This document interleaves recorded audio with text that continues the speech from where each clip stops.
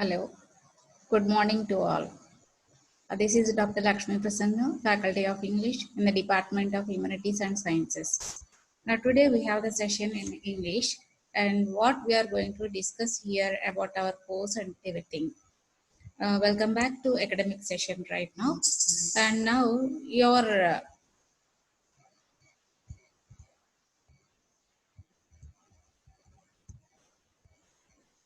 in you are in the BTech program in the first year. In the first year, you are having different subjects. Out of any subjects, what you are having, English is the one. Now we would like to discuss the particular one, what we have to do in English course. Why you have to select this one? What is the need to do with the particular course? And before going to work on here the particular syllabus in English, we have to know about the course objectives and outcomes and how these particular outcomes are going to be helpful to you for your future benefits. So in the syllabus in English, we have the following areas. 5 units are there. In unit 1, you have the poem Where the Mind is Without a Fear. That is the poem by Rabindranath Tagore, and it includes grammar, vocabulary, reading and writing skills. In Unit 2, Last Leaf by O. Henry, and there also the grammar points are added. Unit 3, Blue Jeans, followed by the grammar. Unit 4, What Should You Be Eating? And there also you have to do the worksheets in the related area. The final one and the last one is the How a Chinese Billionaire Built Her Fortune. And here also you have the grammar related to the particular aspects for practice. So we have 5 units. In all the 5 units, you have the grammar, vocabulary, reading and writing skills for the improvement of the communication skills. Unit 1, Where the Mind is Without a Fear poem is there. Unit 2, The Last Leaf, that is a lesson by the O. Henry. Unit 3, Blue Jeans. Unit 4, What Should You Be Eating? Unit 5, How a Chinese Billionaire Built Her Fortune. So these things we have to complete in the course 1, in the course of English in semester 1. And what objectives we are having? The particular course will help to you if you prepare well. It improves the language proficiency of the students in English with emphasis on vocabulary, grammar, reading and writing skills. And also it equips the students to study academic subjects more effectively and critically using the theoretical and practical components of English syllabus. It develops study skills and communication skills in formal and informal situations.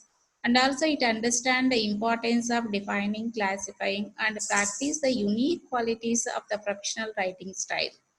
At the end, it employs the acquired knowledge in classroom with reference to the various social and professional spheres that leading to a lifelong learning process. And what else is there here? Now we are going to discuss the course objectives. At the end of the course, the student should be able to use the English language effectively in spoken and written forms. And also it comprehend a given text and respond appropriately and communicate confidently in various contexts and different cultures. And also the student can acquire basic proficiency in English, including reading, listening, comprehension, writing and speaking skills. At the end, we are having the other one, and the student can demonstrate the skills needed to participate in a conversation that helps knowledge collaboratively by listening carefully and respect others' point of view. So these are the course outcomes what we are having in English. Suppose if you prepare very well in English, you can use English language effectively in spoken and written forms, and you can comprehend a given text, you can communicate confidently in various contexts. It means you may get a good confidence and command in the language. And also it acquires a basic proficiency in the English, including reading, listening, comprehension. And you can demonstrate the skills needed to participate in a conversation that builds knowledge collaboratively by listening carefully and respect others' point of view. Now we have the first unit. In the first unit, there is a poem that is Where the Mind is Without Fear by Rabindranath Tagore. So now here I would like to ask you a few more points related to this one. Did you listen the word or did you listen the great personality of Rabindranath Tagore? In which year? How do you know? What do you know about him? Can you say few words about this great personality? How he is familiar? Can you recognize this image as Rabindranath Tagore? Watch here and give your idea.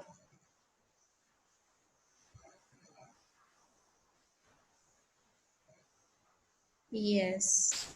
And before going to know a little about the poem and everything, here I would like to share with you a few points in brief the biography of the particular poet. Who is the poet here? Rabindranath Tagore.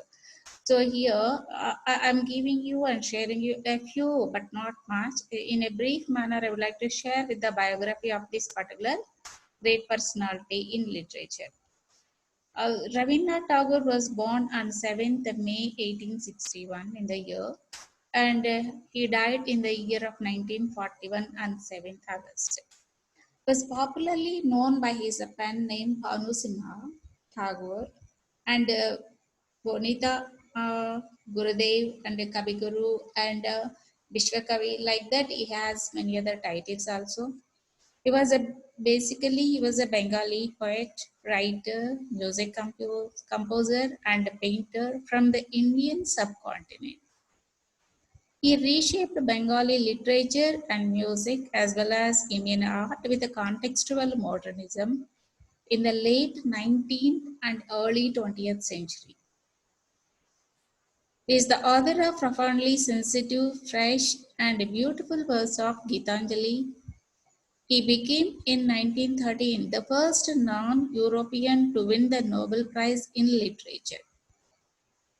Tagore's poetic songs were viewed as spiritual and mercurial.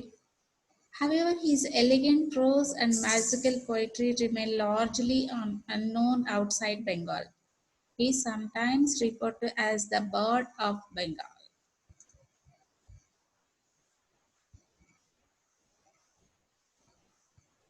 And what we know about the Tagore is he was born in the year of 1816 and died in the year of 1941. So almost 80 years he lived like anything. He was popularly known by his pen name Bhanu Singha Tagore, and also he was a Bengali poet, writer, music composer, and painter from Indian subcontinent. He reshaped Bengali literature and music as well as Indian art with a contextual modernism in the late 19th and early 20th centuries. This was very clearly indicated how he likes the literature and art and aesthetic senses. And also is the author of the profoundly sensitive, fresh and beautiful verse of Gitanjali. He became in 1930 the first non-European to win the Nobel Prize in Literature. Most of the people knows about this particular great achievement. And here Tagore's poetic songs were viewed as spiritual and mercurial. However, his elegant prose and magical poetry remain largely unknown outside Bengal. So these things we are having in brief about the biography, and we have many more points related to that one we can discuss in the later part of the video.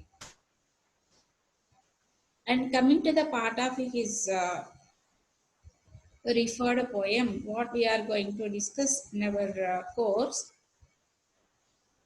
is what is the name of the poem? Here we are going to say Where the Mind is Without Fear. That poem we have taken as a part of our course. So, what is the background of that particular poem or poetry? He is a poet, has written so many poems and everything. But here, what we have chosen about that poem, what is the background of the particular poem? It means poetry. The poem written originally in Bengal, actually the poem was written in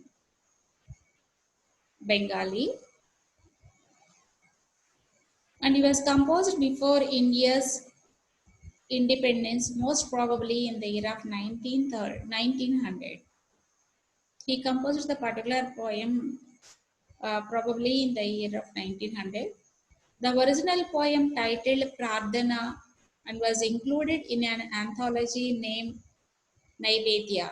And the poem was translated in English by Tagore himself around in the year of 1911. 1911. In the year of that, he translated the Bengali poem into the English. The poem is numbered in Gitanjali as 35. This is 35th poem in the Gitanjali that is published in 1912. The poem had a special place in Tagore's heart and he recited its English version at the Indian National Congress session in Calcutta in the year of 1917. So this is the background of the poem. In the next session, we can discuss the poem and its introduction.